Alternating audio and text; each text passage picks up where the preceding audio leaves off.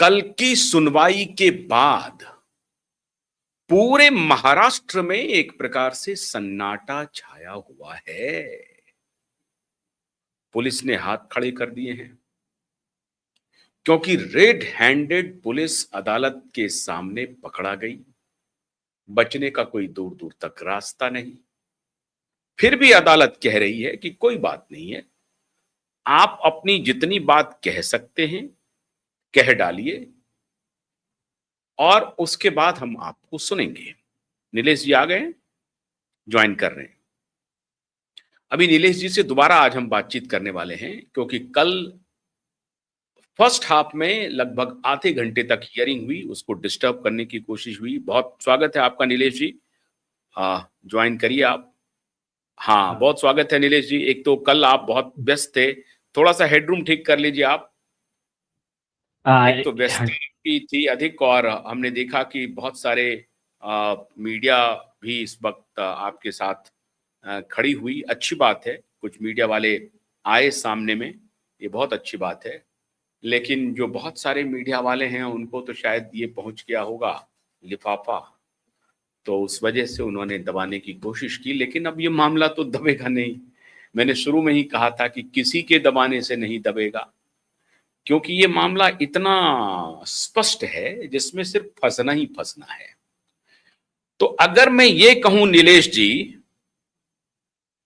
कि 27 अगस्त 2026 को ठाकरे की गिरफ्तारी हो जाएगी और परमबीर सिंह के पास मुंबई पुलिस पहुंच जाएगी और नगरकर ने अगर अपने स्टेटमेंट में तब्दीली नहीं की तो वर्दी उतर जाएगी। क्या ये सारी बातें अतिशयोक्ति हैं? अधिक बोल रहा हूं या मैं सही बोल रहा हूं? जरा देश को बताइए। नहीं, आप भावना में बह रहे हैं। सुनिए, देखिए, नहीं, भावना में बह रहे हैं मतलब हम गलत बोल रहे हैं। हाँ, क्या है उस दिन या उसके 2-4, हाँ, आपका कैसा है बताओ। क्या वो आपका पॉसिबल कब है? जब सरकार मन पे ले, तो वो तो कल भी हो सकता है। 27 की जरूरत क्या है फिर? वो तो पहले भी हो सकता था। लेकिन अगर आप कोर्ट के हिसाब से कह रहे हो तो पहले कोर्ट दोनों का सुन के या तो 27 को ऑर्डर करेगा, 1-2 दिन में करेगा। लेकिन कोर्ट का इंडिकेशन लग रहा है कि उसी दिन कर देगा, तो कोर्ट उसी दिन करेगा। अभी ये स्टार्ट हो गया उसका मतलब काउंटडाउन, क्योंकि जो बीजेपी सरकार ने या इन्होंने जो अमेंडमेंट्स भी किए हैं, पहले के भी अमेंडमेंट है और नए होम मिनिस्ट्री के गाइडलाइन आए हैं अमित शाह जी की तरफ से, और सुप्रीम कोर्ट ने गाइडलाइन दी है निर्भया केस के बाद में कि अगर सेक्सुअल ऑफेंसेस है, रेप, गैंग रेप से लेके जो भी कनेक्टेड, उसमें स्टेटमेंट रिकॉर्ड करने के 2 महीने के अंदर पूरा इन्वेस्टिगेशन कंप्लीट होना चाहिए। उसमें फिर अरेस्ट से लेके सारी बातें आ गई। अब हम क्या मांग रहे हैं? हम FIR, CBI investigation under the supervision of high court. अब टाइम लिमिट स्टार्ट हो जाती है, सब नियम से तो स्टार्ट हो गई कब से? जिस दिन रिटर्न कंप्लेंट दे दिया था रशीद खान पठान ने पहली बार 2024 में, दूसरी बार सतीश सालिया ने 2025 में। तो ये स्टार्ट हो गया है उसी दिन से। बट हम ऐसा मान के चलते हैं कि कल सपोज 27 को कोर्ट ऑर्डर करता है तो वो टाइम लिमिट स्टार्ट होता है उस कोर्ट के ऑर्डर के बाद में। कोर्ट भी अगर ऑर्डर करेगा तो कहेगा कि ये टाइम लाइन है, इसके अंदर में आप तुरंत कीजिए, जो भी है टाइम ये दे देगा शेड्यूल। तब वो रिकॉर्ड होगा स्टेटमेंट, तो तुरंत भी जाके कर सकते हैं। और इस बार जब कोर्ट मॉनिटर्ड इन्वेस्टिगेशन होता है तो कोर्ट डायरेक्शन देता है ना, ये मुद्दे पे इस तरह से आपको इन्वेस्टिगेशन करना है और रेगुलर रिपोर्ट हाई कोर्ट में सबमिट करना है। आपको याद होगा वो जो एक केस आया था जिसमें सुशांत सिंह राजपूत की तरह एक सीबीआई को मैटर दे दिया कोर्ट ने, लेकिन उसमें एक काम अच्छा किया कि वो पिटीशन को पेंडिंग रखा उन्होंने कहा आप इन्वेस्टिगेशन कर लो, हम यहाँ पर है, अगर कुछ जरूरत पड़ी तो हम आगे पिटीशन आगे चलाएंगे। तो हुआ क्या, उन्होंने सीबीआई वालों ने लाकर कह दिया अरे साहब ये सुसाइड है। कोर्ट ने कहा सुसाइड है, प्राइमा फैसी दिख रहा है, ये वाला पॉइंट पे आपने इन्वेस्टिगेशन नहीं किया, आपका रिपोर्ट रिजेक्टेड। सीबीआई के ही डायरेक्टर को बोला आप तुम इन्वेस्टिगेशन करोगे, इसका बताओ क्या है डिटेल में, ये पॉइंट पे इन्वेस्टिगेट करो। फिर आके सीबीआई के डायरेक्टर ने कहा कि नहीं, पहले का रिपोर्ट गलत है, ये मर्डर का केस है। फिर कोर्ट ने ऑर्डर दिया कि जो डीजीपी है वो रिपोर्ट साइन करेगा इसके बाद में, तो फिर वो डायरेक्शन हुए। तो कैसा है, जब कोर्ट मॉनिटर रहता है फिर ये सुशांत सिंह राजपूत के केस में जो फाउल प्ले हुआ वैसा नहीं हो सकता एक, और इसमें सुशांत सिंह केस के जैसा इनको 6 साल 5 साल अपने मन में जितना आया उतना डिले करने का वो भी अधिकार नहीं है, टाइम लिमिट 2 महीने की है। तो ये लॉ का प्रोसीजर ऐसा है। और अभी इतना दिन हो गए हैं, तो अभी और 2-4-5 दिन से और क्या बिगड़ने वाला है? हमको ये बताइए कि क्या महाराष्ट्र में कांस्टेबल से लेकर के डीजीपी तक सभी मूर्ख हैं? उनको नया अमेंडमेंट नहीं मालूम है कि 2 महीने के अंदर हमको इन्वेस्टिगेशन कंप्लीट करना है? गैंग रेप और मर्डर का केस है, 2 महीने के अंदर ये अमेंडमेंट पता तो चल गया होगा ना। तो जब हाई कोर्ट का आदेश आएगा तो फौरन से पेशतर पुलिस जाएगी ना, क्योंकि आपका तो प्रेयर है, ये कस्टोडियल इंक्वायरी का प्रेयर है, कोर्ट मॉनिटर्ड इंक्वायरी का प्रेयर है। एक तो कोर्ट मॉनिटर्ड होना है, कस्टोडियल होना है, तो भाई 2 महीने 60 दिन के अंदर में उनको सारा इन्वेस्टिगेशन करके देना है, तो बिना गिरफ्तारी के होगा कैसे? तो फिर सुनिए, गिरफ्तारी होगी लेकिन कब होगी? क्या 27 को तुरंत ही नहीं हो जाएंगी ना? ऑर्डर आने के बाद तुरंत बाद में जो भी फॉर्मेलिटी, हाँ जितना जल्दी हो सके हो सकता है, लेकिन डेट मैं नहीं बता सकता। ठीक है, कोई बात नहीं है, 27 को नहीं होगी, 28 को हो जाएगी, 29 को हो जाएगी, 30 को हो जाएगी, क्योंकि उसके बाद फिर आप कोर्ट पहुंचेंगे कि साहब अभी तक कुछ नहीं हुआ। और अगर 60 दिन का टाइमलाइन इन्होंने क्रॉस किया तो फिर मेजर कंटेम्प्ट ऑफ कोर्ट होगा। यस, और एक वो तो है ही ना। अरे इसके अलावा क्या एफआईआर का ऑर्डर होगा, सीबीआई ऑर्डर होगा, तो क्या पिटीशन का नेक्स्ट डेट रखा जाएगा? हम तो रिक्वेस्ट करने वाले सब 1 हफ्ते के बाद का फिर से डेट रखिए।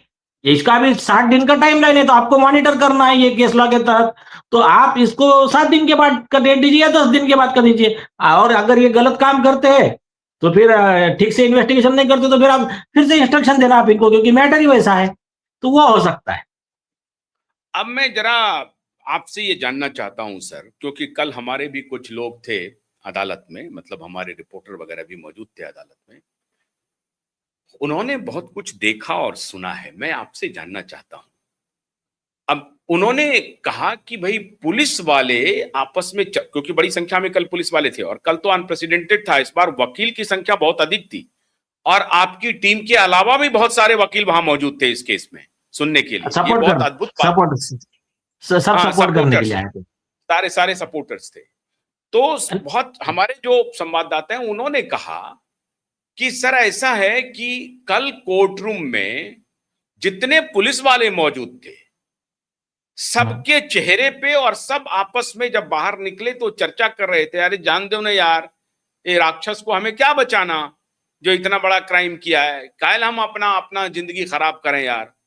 वो पकड़ा गए ना, वो जज साहब ने पूछ दिया है कि भाई तुमने बिना उनके फादर का, उनके पेरेंट्स का स्टेटमेंट रिकॉर्ड किए हुए ये रिपोर्ट तुमने दर्ज कर लिया है, कैसा हुआ? और उसकी टाइमिंग मैच नहीं कर रही है। तो कोर्ट में तो पहला जो है वो ऐसी पकड़ है जो आप भी शायद मिस कर गए होंगे, जो माननीय अदालत ने पकड़ लिया। तो उसके बाद और ये पहली बार हुआ, इसके पहले जस्टिस डांगरे ने जो पूछा था उसके बाद उनकी चिट्ठी पिट्टी गुम हुई थी, और कल जस्टिस सारंग कोतवाल जी ने जो पूछा, इसीलिए मैंने अपने दर्शकों को कहा है कि हमें पूरा भरोसा रखना चाहिए, पूरे जुडिशियल सिस्टम पर भरोसा रखिए। बहुत सारे दबावों से जुडिशियल सिस्टम हमारा गुजर रहा है और आखिरकार कोई इंसान ही तो है, उसके ऊपर सोचिए कि कितना दबाव होगा, इन माफियाओं का, इन गुंडों का कितना दबाव होगा जो हमें, इनको सबको डराने की कोशिश कर रहे हैं, तो जज साहब को कितना डरा रहे होंगे। लेकिन कोई बात नहीं है, अब ये डर से बाहर चला गया है मामला। अब मैं भी ये अनुरोध करूंगा जस्टिस कोतवाल जी से और जस्टिस भोसले जी से कि 140 करोड़ लोग आपके पीछे खड़े हैं, और देश नहीं दुनिया भर में। आज मुझे मैं बताऊं, मैं कैमरे पर कह रहा हूं, मुझे उत्तर प्रदेश के पूर्व डीजीपी का फोन आया, वो कैलिफोर्निया में थे, सुबह सुबह फोन आया है मेरे पास, और कह रहे हैं कि अमेरिका में इस शो को बड़ी गंभीरता से लोग देख रहे हैं, इंतजार कर रहे हैं। तो देश और दुनिया भर के लोग इंतजार कर रहे हैं इस केस में न्याय के लिए, इसलिए डरने की जरूरत नहीं है। तो मैं आपसे यह जानना चाहता हूं नीलेश जी कि कल जो अदालत का ऑब्जर्वेशन है, उसके बाद ये हवाइयां वाकई में उड़ी हुई हैं, और नगरकर की अब क्या क्या कहना है? नहीं ठीक है, उस पे ज्यादा कमेंट करना ठीक नहीं है, लेकिन वो जो बातें थी वो तो हमारे भी कुछ वकीलों ने सुने कि एक बात जो मैंने देखा, मैं आपको बताता हूं, जैसा कोर्ट ने इनका गलती पकड़ा, तो देखिए नियम से क्या होना चाहिए, पुलिस वाले मतलब डरना चाहिए, क्योंकि नए एसीपी साहब आए थे कल, पूरा नगरकर थे, पुराने एसीपी मैडम थी, और एक नए एसीपी आए थे, उनको हंसी आ गई। इसका मतलब क्या है? तो आपने जो सुना वो जूनियर वकील दूसरे पुलिस वालों के मुंह से, वो उनके हाव भाव, उनका बोलना क्या था, बहुत क्लियर बताता हूं मैं आपको। उनका कहना यह है, देखिए बोले साहब, हम वर्दी पहन लिए तो क्या हमारे आदमी की अंदर में क्या इंसानियत मर गई क्या? हम क्या रोबोट बन गए? बोले हम भी इंसान है ना, तो हर एक को बेटी है, किसी को बेटी है, किसी को बहन है, हर घर में लड़की है, जिनकी बोले हम नाम नहीं ले सकते, हम ज्यादा बोल नहीं सकते, हमारी लिमिटेशन है, कोर्ट ऑर्डर करेगा तो हम जाएंगे बोले पकड़ने। लेकिन जिस किसी ने ये अत्याचार किया है लड़की पे, जिस किसी ने ये गुनाह किया है, वो राक्षस बचने नहीं चाहिए। ये उनका डिस्कशन चालू था, ऐसा वो हमारे जूनियर लड़के लड़कियां है ना, एडवोकेट्स, उन्होंने मुझे बताया। नहीं, अब इसके आगे सुनिए ना, मैं ये कह रहा हूं कि मेरे तो उन्होंने ये भी बताया कि भाई देखो, आशुतोष पाठक सही कह रहे हैं कि वर्दी उतर जाएगी। इसमें सबसे महत्वपूर्ण खेल ये नहीं है, इतना हाई प्रोफाइल केस जिसमें जो मर्डरर है वो तो खैर बचेगा नहीं।